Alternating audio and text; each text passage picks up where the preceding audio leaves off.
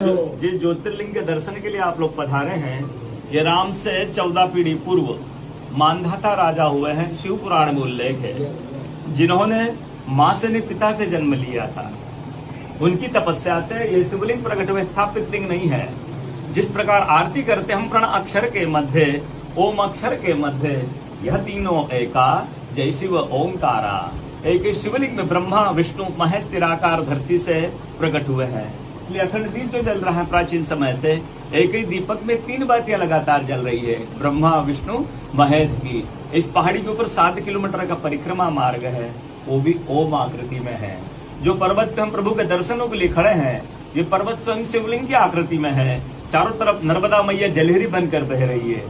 पूरे 12 ज्योतिर्लिंगों में शयन आरती होती है, लेकिन बाबा का विश्राम ओंकारेश्वर ज्योतिर्लिंग में है। तो उनके शयन के लिए झूला पलना चौपड़ पासे बिछाए जाते हैं।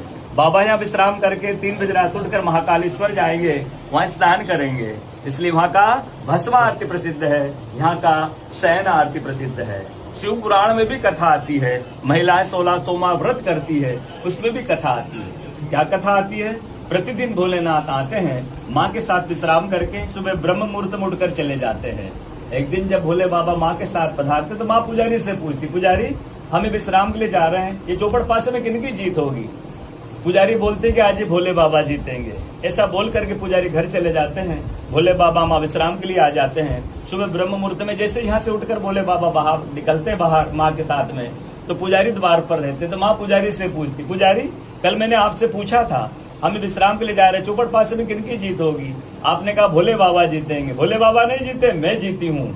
माँ ऐसा बोल करके उनको श्राप देके चली जाती है। उनके तुरंत पश्चात अप्सराएं शिवलिंग पे जल चढ़ाने आती हैं। तो अप्सराएं पुजारी से पूछती, पुजारी अस्वस्थ क्यों हुए, आप तो ठीक थे? फिर पुजारी बोलते हैं, भोले बाबा माँ के साथ प्रतिदिन विश्राम करके चले जाते थे।